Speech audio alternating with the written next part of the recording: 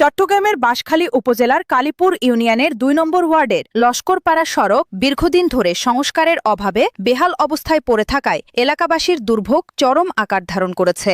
গুরুত্বপূর্ণ এই সড়ক দিয়ে প্রতিদিন স্কুল কলেজগামী শিক্ষার্থী, চাকরিজীবী, ব্যবসায়ী সহ হাজারো মানুষ চলাচল করলেও সড়কটির উন্নয়নে কার্যকর কোনো উদ্যোগ দেখা যাচ্ছে না বলে অভিযোগ স্থানীয়দের। আমরা একটা পানি যাতায়াতের জন্য একটা নালা চাই। সবার দাবি কি চাই? নালা চাই একটা পানি যাওয়া। আমাদের দাবি।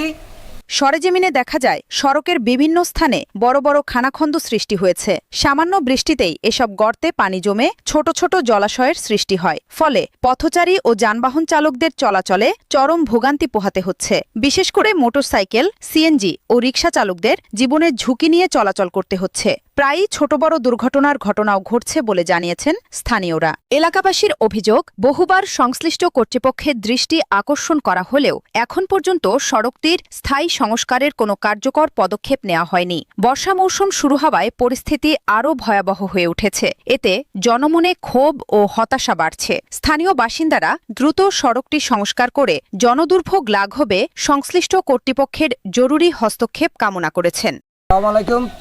টিউনি মহোদয়ের কাছে, এমপি মহোদয়ের কাছে, চেয়ারম্যান মহোদয়ের কাছে ২ নম্বর ওয়ার্ডের এই সর্বস্ত্র লস্করপাড়া মুরব্বীগণ জনগণের স্বার্থে একটি নালা করে দেওয়ার জন্য আকুল আবেদন আপনাদের প্রতি।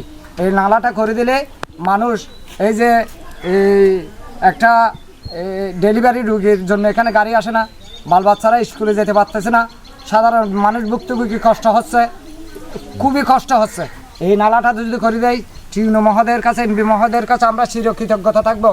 তাদের দাবি, জনস্বার্থে বিষয়টি বিবেচনায় নিয়ে দ্রুত সংস্কার কাজ শুরু করা হলে এলাকাবাসী নিরাপদ ও নির্বিঘ্নে চলাচলের সুযোগ পাবেন। এ বিষয়ে কালীপুর ইউনিয়নের ২ নম্বর ওয়ার্ডের ইউপি সদস্য গিয়াস উদ্দিন চৌধুরী লুটুর সঙ্গে একাধিকবার মোবাইল ফোনে যোগাযোগের চেষ্টা করা হলেও তাকে পাওয়া যায়নি। তবে ১, ২ ও ৩ নম্বর ওয়ার্ডের সংরক্ষিত মহিলা ইউপি সদস্য রিনা আক্তার বলেন, লস্করপাড়া সড়কের সমস্যার বিষয়টি আমরা অবগত আছি। সড়কটি সংস্কারের জন্য সংশ্লিষ্ট কর্তৃপক্ষের সঙ্গে যোগাযোগ করা হয়েছে। প্রয়োজনীয় বরাদ্দ পাওয়া গেলে দ্রুত সংস্কার কাজ বাস্তবায়নের চেষ্টা করা হবে।